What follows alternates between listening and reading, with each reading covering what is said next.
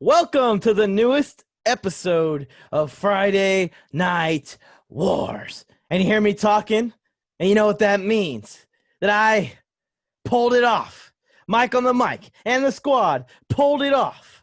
Last week, we had a brief discussion, Joe. I don't know if you remember it, where you said if I win, I get some more Justin Herbert time, which I would love to have. I would love to have some more Justin Herbert time. You actually made the mistake of saying that we would do all three topics, Justin Herbert, but I'm not going to put the people through that pain. I'm not going to put the people through that misery, but I did make a promise when you said that. I did make a promise that in my victory speech, when I win, because you said if I win, and I said when I win, like I did, I would say one sentence over and over again for the entire 60 seconds. So here we go. Throw up the graphics. Yeah, I just threw graphics up. I'm in control of everything. Launch the fireworks. Yeah, fireworks just exploded over my head. Here you go, Joe. My 60-second start now. Justin Herbert is the greatest rookie quarterback of all time. Justin Herbert is the greatest rookie quarterback of all time. Justin Herbert is the greatest rookie quarterback of all time. Justin Herbert is the greatest rookie quarterback of all time. Justin Herbert is the greatest rookie quarterback of all time. Justin Herbert is the greatest rookie quarterback of all time. Justin Herbert is the greatest rookie quarterback of all time. Justin Herbert is the greatest rookie quarterback of all time. Justin Herbert is the greatest rookie quarterback of all time. Justin Herbert is the greatest rookie quarterback of all time. Justin Herbert is the greatest rookie quarterback of all time. Justin Herbert, quarterback of the Los Angeles Chargers, is the greatest rookie quarterback of all time.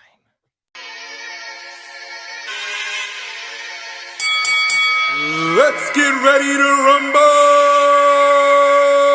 Step into the war zone! Step into the war zone! Step into the war zone! Step into the war zone! Step into the war zone! Step into the war zone! Friday night war zone! Friday night war zone! Hey yo, it's Phil Flames. I'm with Mike on the Mic and Joe Morley. About to bring you more heat. Welcome to the war zone. You can have a floor seat. Watch them on your iPhone. Watch them on your Galaxy. It's a sports debate show. Straight up out of SoCal. Gather around the laptop. Friday nights it goes down. And we on the radio. Coming to your locale. Got into the third round. Better bring the smoke now. Step into the war zone. Step into the war zone. Step into the war zone. Step into the war zone. Step into the war zone. Step into the war zone. Friday night war zone. Friday night war zone. Step into the war zone. Step into the war zone. Step into the war zone. Step into the war zone. Step into the war zone. Step into the war zone. Friday night war zone. Friday night war zone. I'm glad you're done. That was horrible. That was the worst acceptance speech in the history of Friday Night Wars. I mean, how many of the millions of viewers that we have, we probably lost half of them right now just listening to Justin. We all know that Justin Herbert's good. He's good. But best rookie quarterback all time? All time? Is that what you were saying? Because at one point I was like trying to like stop my ears from bleeding. I was trying to stop the vomit from coming up. Like, really? That's what you chose to do your 60 seconds with? So last week, I forget what we were talking about. It's crazy how I forget what we were talking about last week. We brought up Herbert, and I say we, I mean I brought up Herbert. For some reason, he fit the conversation perfectly. It was a perfectly fine situation to bring Herbert up. Oh, I remember what it was. Carson Wentz's struggles or rough patches or whatever it was. We were talking about it.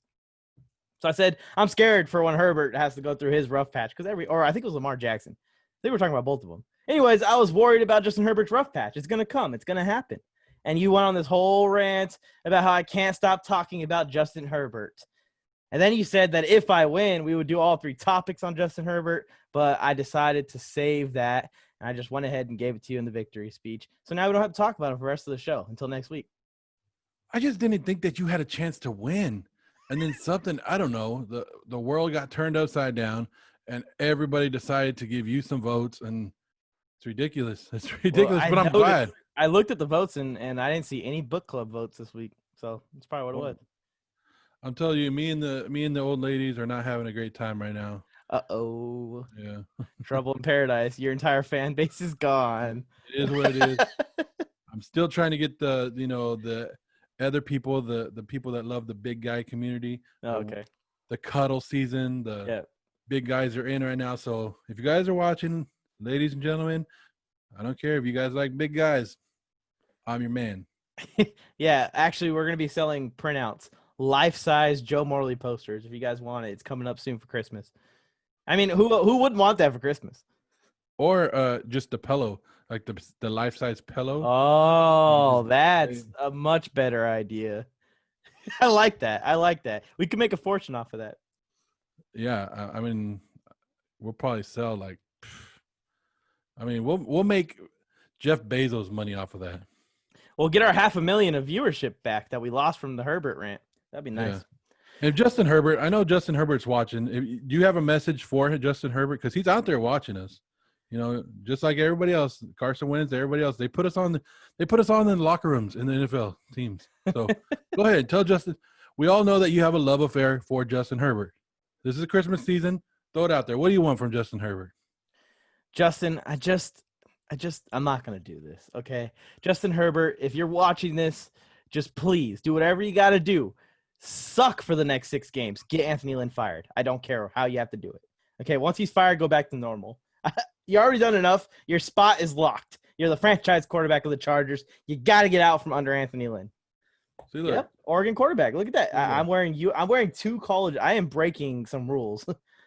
I'm wearing an Arizona State hat with a USC shirt.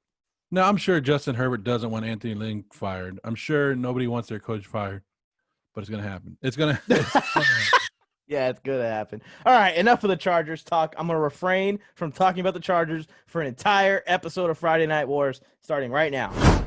Hey, fellas, which Christmas movie is the best ever? All right, Mike, we're here, and we're talking about the greatest Christmas movie of all time. I can't talk about the fall and the December football play of the Chargers. That's a great movie to watch of every year, the Chargers losing it in December. But I could go, and I say the greatest Christmas movie of all time. It's probably easy to say Die Hard with Bruce Willis, right? I'm just kidding. That's another debate to see if that's even considered a Christmas movie or not. But my favorite movie and everybody's favorite Christmas movie should be Elf. Elf with Buddy the Elf. He travels through the 7 levels of the candy cane forest, through the sea of swirling, twirly gumdrops, and then he walked through the Lincoln Tunnel, all on a mission to find his dad. It's a hilarious movie that has you laughing the whole way. And, you know, it even shows that you can eat syrup with everything, even spaghetti. Put a little bit of syrup on there, you're good, right? Buddy ends up helping his dad turn into a great person, because remember, his dad was on the naughty list. He turns him into a great person and helps everyone in the world believe in Santa Claus and the Christmas spirit again. This is the one movie that you could watch with any age. It doesn't matter. From 0 to 168 years old, they will love Elf. Elf for sure, hands down, is the best Christmas movie of all time. And look, I even got my cereal. Elf cereal. Check it out. Family size, but really that's just Joe Morley's size. Best Christmas movie ever? It's the Grinch. I mean, come on, Joe. The live action classic How the Grinch Stole Christmas has it all. The history, it's an instant classic of a Christmas movie. The seriousness of the Grinch when he's pissed off. The sadness of Cindy Lou Who when the Grinch isn't changing. The pure joy of the Christmas spirit, and the comedy that, of course, the iconic Jim Carrey brings to the live-action movie. You cannot make a more dynamic Christmas movie than How the Grinch Stole Christmas. And let me tell you, Jim Carrey was an absolute perfect actor, a perfect choice to play that role at that point in time. The struggle of the Grinch battling the spirit of Christmas, possessing him, is perfect, and it's so relatable, especially to me. You know, I don't know if everyone else knows, I recently came back from being overseas serving. Thanks for the applause. I already got it on Veterans Day. I appreciate you guys. It was my honor. Out there, when you're out there, Christmas is just another day. But when I walked into the mess decks and I saw the Grinch playing, I couldn't help but get possessed by that same Christmas spirit that got the Grinch in the movie. Everything just felt perfect about the movie. How the Grinch Stole Christmas, instant classic. It's the greatest Christmas movie of all time. There, Joe. I said it. The Grinch. It is what it is. I'm not going to sit here and argue with you. Everybody already knows. Elf above everything else. No. Elf is here. That's it. Jury duty. My wife is actually legitimately afraid of that movie because of the Grinch character. For some reason, she does not like him. See, yeah, Buddy the Elf is my thing. And then they have, just the different characters and the different lines that you could use. Like, bye, buddy. Hope you find your dad. She actually might vote for you this week because she really likes Elf. Who doesn't? Who doesn't? I might have lost a vote here. What am I doing? I should have picked the Will Ferrell movie also. Elf came out in 2003. That's a long and it's time ago. still like people aren't sick of it. People still love it. They're still watching it. I remember because I let you guys know a little backstory on me. That's how old I am. And a lot of historians out there. I used to work for Blockbuster Video. I worked for Blockbuster Video. And Blockbuster Video didn't believe in raises or Christmas bonuses. So they gave us Elf, the movie Elf, as our Christmas bonus. No way. Yes. That's so good. That was our Christmas gift from the company that year was the movie Elf. That's so good. Amazing, That's right? Good. Now, you It's still also have the it? same. Huh? You still have the copy? I still have it, yes. I would have framed that thing. Actually, here's a little short story. I actually bought it before they gave it to me. Uh-huh. I didn't know that was going to be the gift that they gave us. And so, little, being the romantic guy I am, right? I gave it to my wife that we were first dating. I was like, hey, I bought you a movie. Here you go, girl. Knowing it was the gift that they just gave me. That's not romance, Joe. That's just being cheap. Hey, it worked, right? It did. You're still here, right? We're still married. Got the family. Yeah. See, so Elf brings, if you need a lady for the holidays, Get shoot her Elf. in the girl, movie here's Elf. Elf, and it works. All right. Well, that was the greatest story I've ever heard. Go ahead and vote for Joe for this round. Let's move on to the next one. Give me that recorder. No, it's my turn. No. Excuse me, gentlemen. Question number 2. After firing Matt Patricia, should the Lions keep Mathew Stafford? Look, I love Mathew Stafford. He's a fan favorite, as I know. I just have to always play the bad guy on this show. Hey, I'll be Razor Ramon if you need me to be Razor Ramon. If you really need a bad guy, I'll be the bad guy. But anyways, he plays a lot of heart. He plays a lot of passion. He's a great quarterback in the NFL. But let me ask all of you watching at home, the millions and millions, as Joe says, now 500,000, thanks to my start to the show. What is the definition of insanity? It's doing the same thing over and over again and expecting different results.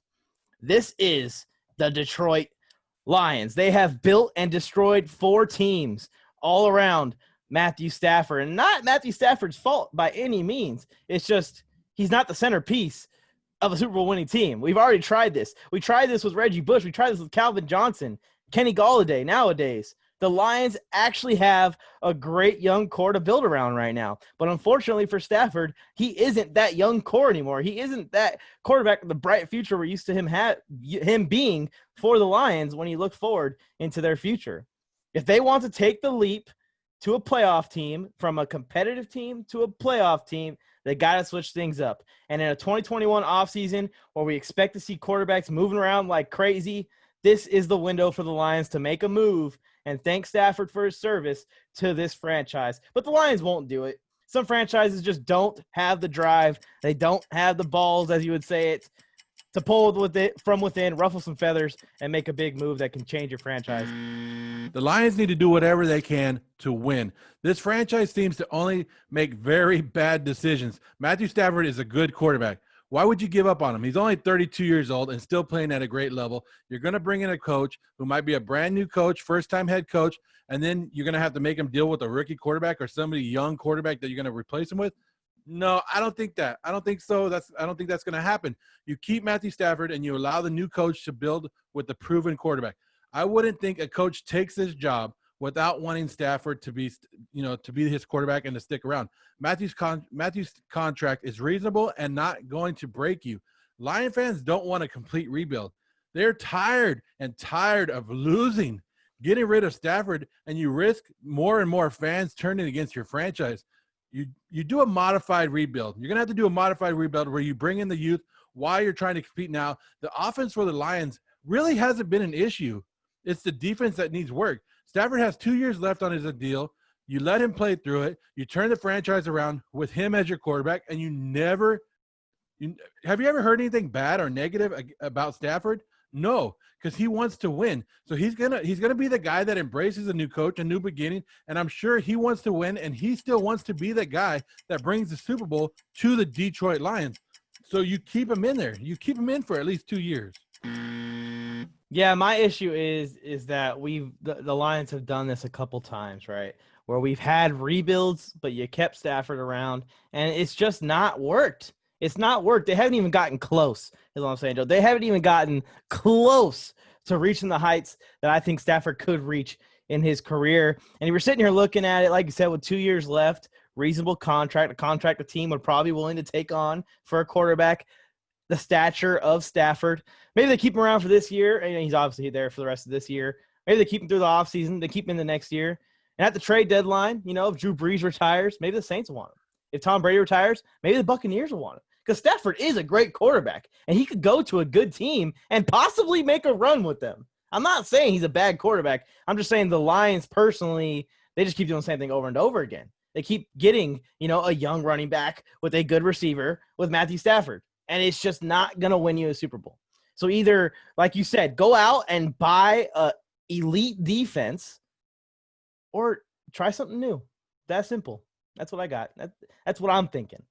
Well, Stafford's not your issue because, like you said, if Stafford was to be a free agent right now, there'd be a lot of teams lined up for him. Yeah. He'd probably be the best one on the market, depending on who else is out there. It'd probably be the best one. Mathew Stafford in New England would probably be a good one. So if there's other teams, if there's at least 5 or 6 other teams that are going to line up for him, what the hell are you doing getting rid of him? So do you think that the Lions re-sign him in 2 years for another 5 years? When he's 35? No, because like I said, as a Lion and anybody, he's in his 30s. So of course you're going to want to draft somebody, but you're going to work behind him. But you're not going to draft a first-round guy this year. You draft somebody that works their way up. Like I said, you're going to build with youth. You want to build youth, but you keep that offense. That offense is going to put up 28 points a game for you, 30 points a game in a good division. Mathew Stafford knows how to – that's a tough division anyways. And you don't want to put a rookie quarterback into that. You're going to work it, get your defense ready, and then you could do like what Miami's doing right now with Tua. You have the great defense to allow the offense to make a little bit more mistakes. But don't screw with the offense already. Yeah, my thing is I'm just looking at the future. I don't think that unless the Lions make a severe turnaround next year, which they're not there yet, they got some more pieces to add. They got to add to that. They have to add to that defense, especially the secondary after losing Darius Slay. As overrated as he might have been, still a decent average, above average, probably stop there, cornerback in the NFL. But it's just like if you aren't going to win a Super Bowl in the next 2 years, Stafford's going to leave in 2 years, why not trade him and get something for him? You're not winning a Super Bowl. You're not keeping him. Might as well get something. You probably could get a first-round pick for him. You probably could get a second-round pick for him. You probably could get a couple thirds. You could probably get a couple picks for him. You might be able to get a young player for him, a developmental guy. Because like you said, he's still a valuable quarterback. He could take a team that is ready for a quarterback like him to the Super Bowl. I'm not even joking. If Tom Brady retires and Mathew Stafford was on the Buccaneers might be they are Super Bowl contenders still. So I'm just saying that if teams want him, they'll give you something for him. You're gonna let him go anyways. One day, very soon, actually, 2 years. Why not get something for him? Maybe not tomorrow, but maybe at the trade deadline next season or even into the next off season for Mathew Stafford. I wish nothing for the best for the guy because I love the guy. And I think you can agree. You could tell he's a great person. You can tell he's a great football player, motivated football player. No matter who he goes out in the field with, I'm sure he's had entire receiver cores in NFL games that nobody knows the names of, but he still goes out there and balls the best that he can. So you can't really ask for much more. Mathew Stafford on the Cowboys. Yeah, I can see that too. Be a I would great like one. that too. So Any team with receivers and just a good offense, I can see him just plug in and they're instantly contenders. And not to go off topic because we're talking about Mathew Stafford, but the Detroit Lions are going to be they're going to be looking for a new head coach. Mm-hmm. They cannot bring in a brand new head coach. They need to bring in somebody who is not a first-time head coach. They need somebody who's been there before. I think so. This is my opinion. They need somebody that's been there, that knows the discipline, that's going to discipline these guys and not going to take any crap, and they're going to turn that franchise around. And it might be a guy that you're looking at in Harbaugh. Yeah, I mean, that's kind of what their idea was with Matt Patricia, but I think they underestimated the fact that Matt Patricia went to be a defensive coach of a team with 0 defensive players. So what can he really do at that point? Your defense is going to stink no matter what if the corner gets burned every time, just about. Even if you have Matt Patricia, this defensive genius running them. Because at the end of the day, the coach can't play the game for them. The players got to play the game.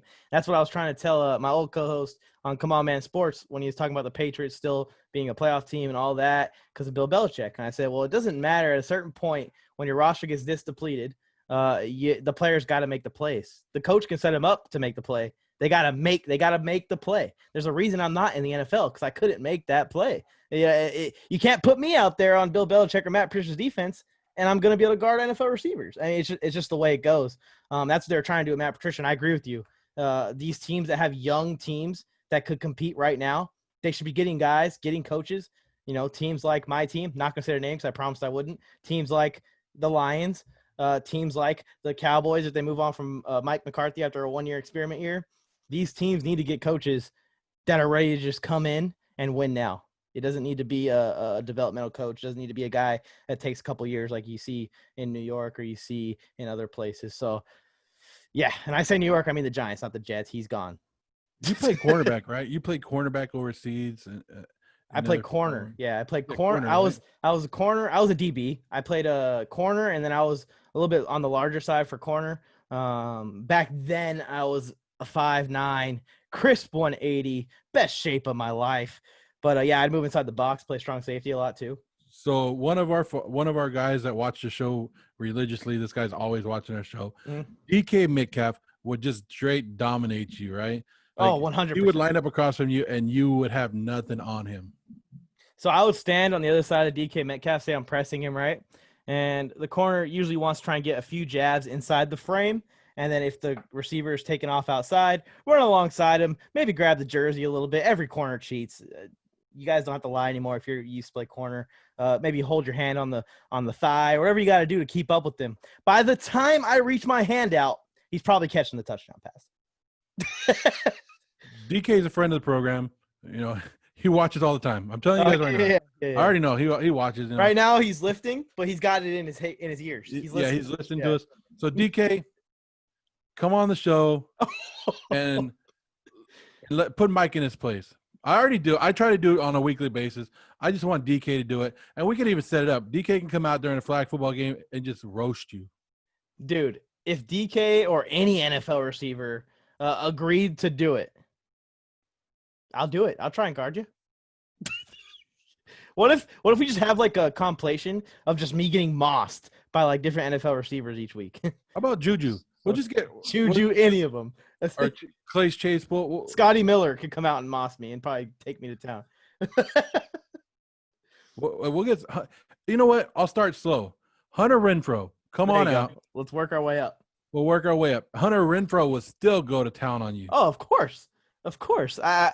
When it comes to like, even when I moved from high school, so I didn't go and play college. I just went from high school to playing overseas. There was no in between. Most people play in college. So I'm going against college athletes straight out of high school. I was 18. Even that first practice, I probably haven't told you this story before. I was playing corner. They ran a sweep play. The DN got kicked out somehow or chopped. I don't know what it was. So it's me and the running back, basically one-on-one. Now, the running back, Ramon Sanders, he watches the show every once in a while. If you're there, I miss you, buddy. He's a great guy. Ramon Sanders is about 5'7", maybe 5'6", around there. I probably had about 20 pounds on him-ish. And I'm just thinking, this is my first practice. I'm going to come up and I'm going to lay out the starting running back in front of everyone. Everyone's going to freak out. No one knows my name yet. I came up and he ran me over like I wasn't even standing there. And immediately it clicked. I was like, these guys, I can't mess around. I got to tackle them by the legs. I can't come out here trying to lay anyone out. So, yeah, I definitely think an NFL receiver, and this guy probably, played D2 or D1, played running back. But I can assume that an NFL receiver of any caliber, the fifth receiver on every team, will absolutely destroy me. So if you can get any of them, Joe, use your connections. Maybe I'll ask Mike Williams. I actually played out there. Mike Williams' cousin was on the team. Talked to him a few times. It's pretty cool. Ramon is now my favorite player of all time. To lay you out, Ramon, great job. And I told this story and I sent the clip to him and he said he didn't even remember that. Yeah, because you were nothing. You were nothing to him. I was an ant that he accidentally stepped on at some point in his life. Yeah, I went out to practice, laid some nobody out again. That dude, come to find out, that dude was legit. He rushes for 150 yards, 2 touchdowns every single game. I had no idea. I didn't even know his name. Anyways, let's move on to the next round. This is going to be a long episode. And question number 3. Which wild card team could run the table Cinderella style? I'll kick it off. I'll start. How about that? Because we're talking about NFL wild cards, right? We're talking about NFL wild cards. We're talking about someone who can make a Cinderella run. That means they went from nothing to being badass, right? That's what we're assuming, which is hard to do in the NFL. It's really hard to do. And I could easily sit here and talk about my Raiders, right? I could do that. But after that beatdown that they got from Atlanta, I have lost a little bit of faith. I lost a little bit of faith. Not that I thought the Raiders were ever going to win the Super Bowl. I just feel that they're not going to be able to go on a big run. Now, true Cinderella team, I got one for you. Mike. You ready for it? I'm ready. Minnesota Vikings. The Minnesota Vikings. New man on the Minnesota Vikings, right? Lizzo, I know she's watching. She loves Minnesota Vikings. As of right now, they're sitting on the outside looking in. They play the Jaguars, the Bucks, the Bears, the Saints, and the Lions to finish off the year. And I see it very possible of them finishing 9-7, which might just be good enough because Arizona has a tough schedule in the year to get that 7th seed. Now in the playoffs, you have a team, which would be the Minnesota Vikings, who has a defense that is getting better and better as the season goes on. And they have a running game, a very good running game. Running games and defense are very good in the playoffs, right? I don't trust Kirk Cousins. I don't trust him at all. But he's playing good as of late. And if the Vikings got that 7th seed, it looks like they'll play Seattle, who would be the number 2 seed. And what a great first-round matchup, right? The Vikings lost to Seattle by 1 point earlier this season. And, Mike, you know me, I take the risk. The Minnesota Vikings would be my real rags to witches underdog Cinderella team. If they were the wild card team, just me talking about the Vikings and the playoffs right now is crazy, considering that they started at 1-5. And you know what? We've already seen one team this year with purple and yellow win a championship, right? My wild card Cinderella team is the Las Vegas Raiders. Look, John Gruden, psych. You guys thought I would talk about the Raiders for longer than, it's been 12 seconds now. I'm not going to make the 15 seconds. I'm going to go with the guy that I've seen doubted and bet against 100 times in his career. TV and TB, 12s on the beach. Talent's taken to Miami. Tampa. Talent's taken to Tampa. I'm taking the Tampa Bay Gronkaneers. Pat McAfee gave me that nickname, by the way. In all seriousness, I know the Bucks have had growing pains, and I know you probably wouldn't think of them as a Cinderella team, but technically they're going to be a wild card team, maybe even not the highest wild card team out there. So I still would consider this a Cinderella run, having to play on the road through the entire playoffs. Guess what, y'all? Every star-studded team in sports history has gone through growing pains. They've gone through issues of getting things to mesh. It's going to happen. The team has the talent to make a run when it all clicks. And it's going to happen all at once. When it does click, they're just going to start dominating one day. That's all it's going to take. Rojo and Fournette, they're ballers. Mike Evans is a baller. Godwin, a baller. Gronk, a baller. And despite how much you hate him, Tom Brady is a baller. And it just seems that every time you count this man out, every time I bet against this guy, there he is in the Super Bowl. Once again, so here we go. Cinderella story. Tampa Bay Buccaneers, the Tampa Bay Buccaneers. Until the first round, wild card team, and the Giants knock them out. No, it's not going to be the Giants that are going to knock them out. Are you okay over there? As much as you'd love to see another Giants taking down Brady, it ain't going to happen this year. Who's going to do it? Colt McCoy? No, Daniel Jones will be back. He'll be Daniel there. Jones isn't any better than Colt McCoy. It's pretty much – no, I'm not even – like, I know you're laughing, but I'm serious. I said this on my podcast today too. I don't think the difference between Colt McCoy and Daniel Jones is severe. I think that there might be in better hands with Colt McCoy because at least he knows I can't turn the ball over 3 times today and expect to win anything. Do you think Tampa Bay can mentally, because I think they're good enough to match up with the Saints, but mentally it's not there. Do you think Tampa Bay can beat the Saints? You know, they've already lost to them twice this year. If they want to get to the Super Bowl, they're going to have to do it again. Mm-hmm. They're going to have to beat them. Mm-hmm. And like I said, it's all about this team clicking. It's all about this team clicking. Look at the big 3 in Miami. I know I'm jumping around sports here, but look at the big 3 the last time we saw them in Florida with LeBron, Bosh, and Wade. That first year, there was some pains. There was some growing pains. They weren't as amazing as everyone thought. They let everyone down. Started to sound a little familiar. Everyone thought they were going to come out and just run the league, go undefeated. Didn't happen. But the second year and late into the first year, it really kicked on. And they didn't win the championship, fun fact, the first year. They didn't win championships until the second year. And that's what I'm saying. Everything clicks. Once that happens for Tampa Bay, whether it's this year or next year, the league is in trouble. Because even a diminishing Tom Brady, and I will admit, his play is going down. But the talent they have on that team is going to recover for him. They just got to figure out what the game plan is going to be. They got to find something solid that works. And that's the problem. Once they find that, I think they're going to be damn near unstoppable offensively, and the defense is tenacious. So we'll see what happens once they find the game plan, because I feel like there is a rift here between what Bruce Arians wants to do, what Brady wants to do. I think they need to find a middle because both have worked in the NFL. Brady's strategy a little bit more, but they both have worked in the NFL. They just got to find that middle ground. If they can't find that middle ground before Brady retires, sorry, Bruce, see ya. I mean, I'm just being real. You know what I mean? They got to figure it out because this team is too talented to not be good. If Tampa wants to win and they want to be that Cinderella story that you're talking about, which might not even be a Cinderella, you know, you probably went off topic because you picked one of the favorite teams in the NFC they're just because they are a wild card, but they're not a Cinderella. They're not a Cinderella. Like, everybody knew that they're coming to the ball anyways, right? Everybody knows they're going to be there. Like me, I take risk and I take the Vikings. But if Tampa Bay wants to be that team and they want to be dominant in the playoffs, Ronald Jones has to be the guy. You have to give Ronald Jones the damn ball. I love me some Ronald Jones. I'll tell you what. Ronald Jones has been a star player since college, since he's at USC. I saw him, you know, I went to a lot of USC games back then, and I said, this kid is special. And you saw how special he was in that play. I'm sure you saw it, Joe, where he hurdled a defender on the sideline, kept his feet in. Dude, he jumped with like 6 inches to the sideline. Clean hurdled, landed inbounds, tiptoed the sideline. That was amazing. That was the only good play the Buccaneers had that game, too. That was amazing. Ronald Jones, you're watching the show because everybody, all the athletes, like I said, we've already mentioned this many times. They're all Ronald Jones.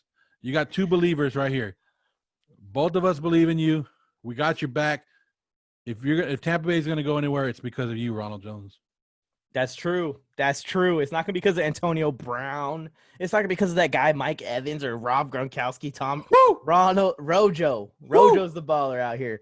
But I'll give you your respect taking the Vikings. It caught me off guard. I sincerely thought you were taking the Cardinals because I know you like the Cardinals this year.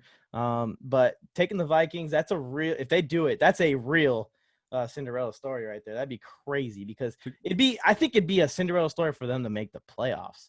Yes. Let alone win the Super Bowl. See, I go by what the topic says. Well, I mean, who else am I going to pick that's going to be as Cinderella as the team that is not going to make the playoffs? That's what Cinderella was never supposed to go to the ball. And guess what? She showed up. And she showed up looking fine. The Vikings damn near need to win out. They could lose maybe two more, one more, two more. I would say one. I would say they can only lose one. Yeah. Which, you could say like, oh, they're gonna get blown out by the Saints. But if Taysom Hill's still playing, the Saints might be going downhill.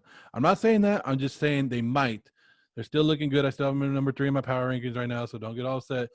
But there's going to be a time where they can shut that offense down, but that defense is playing good. I'm just saying I was looking for a Cinderella team, somebody who's not supposed to be there, and that's why I went with the Minnesota Vikings. Hey, and one more thing on Ronald Jones. One more thing. I know we're going a little off topics, a little longer. Patrick Mahomes, Tyreek Hill, all these great guys on the Chiefs, right? Who was the real MVP of that Super Bowl last year? Williams. Damian Williams, yeah. See? The guy you never expected. But he came out and made a big play, won the game for him. I'm pretty sure that James White, if he played for a team that didn't have Tom Brady as the quarterback, would have like 3 Super Bowl MVPs and be the greatest running back of all time. James White balls out in every Super Bowl he plays in. It's ridiculous, actually. And we always say that there's 11 guys on the field at one time in the NFL. Yeah. And of course, we're like, when Tom Brady's on the field, everybody's going to talk about Tom Brady. Then there's so many people on that offense that Ronald Jones is like the 5th or 6th name before you even get there. Yeah. But he is a major impact in that game. Yep. That run game is a major impact because Brady can't get the ball downfield. So the only way they could take shots is if that play action is devastating. Like when Brady goes to put that ball out and Rojo's about to get it, the entire defense takes 3 steps up. Like that's what they need for Tom Brady to be able to throw a deep pass right now. So yeah, Rojo's extremely important and no one ever talks about it. And talking about the Saints again, to bounce around topics, spoiler for everyone, this might lose me some votes. I'm taking the Falcons to beat them this week. Yeah, I took the Falcons 2 weeks ago to beat them? Just because I thought they wouldn't be able to sweep the Falcons. The Falcons are looking good. They just killed my Raiders. I'm done. You know what? I'm done. Hey, don't pout. I would love to trade places with you for my team, for your team. I'm not going to say them because I promised I wouldn't, but I would love to trade places with you. No. It's one thing to lose. And I went on a rant. I don't know if you guys watched my Instagram rant.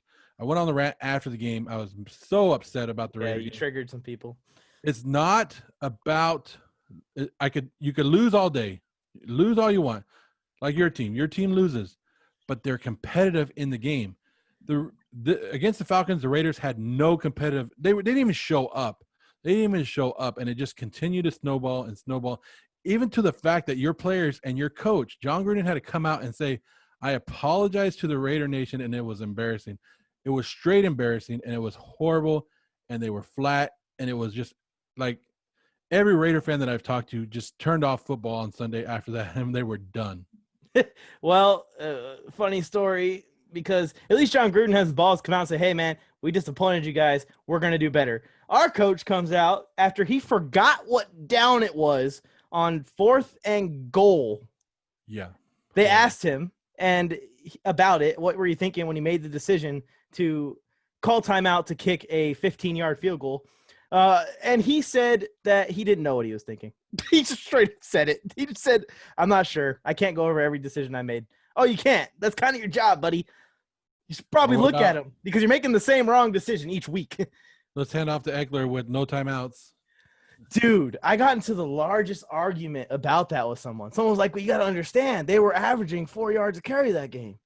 No. And then I was told that Justin Herbert should have changed the play to spike.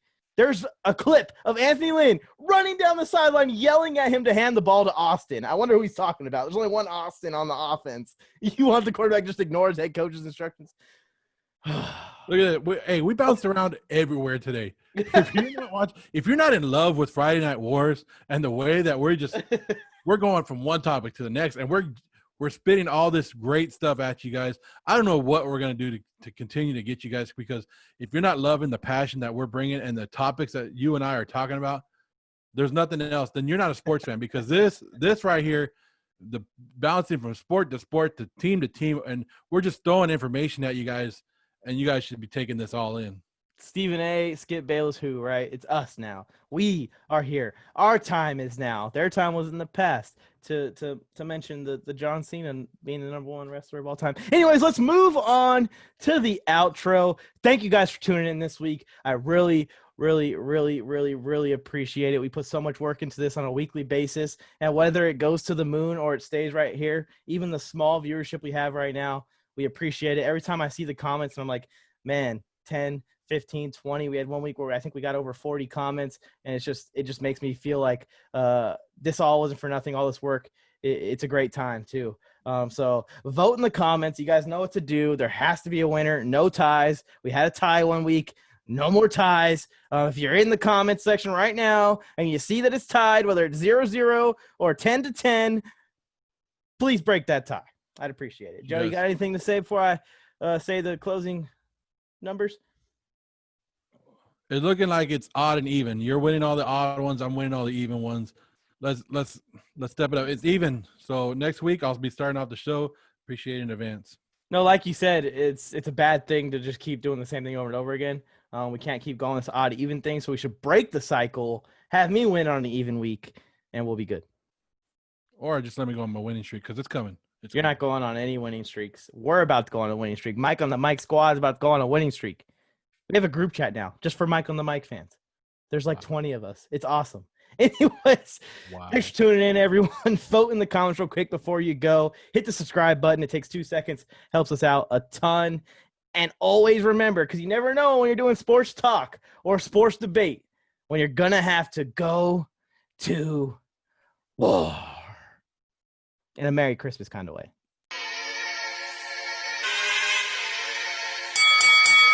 Let's get ready to rumble.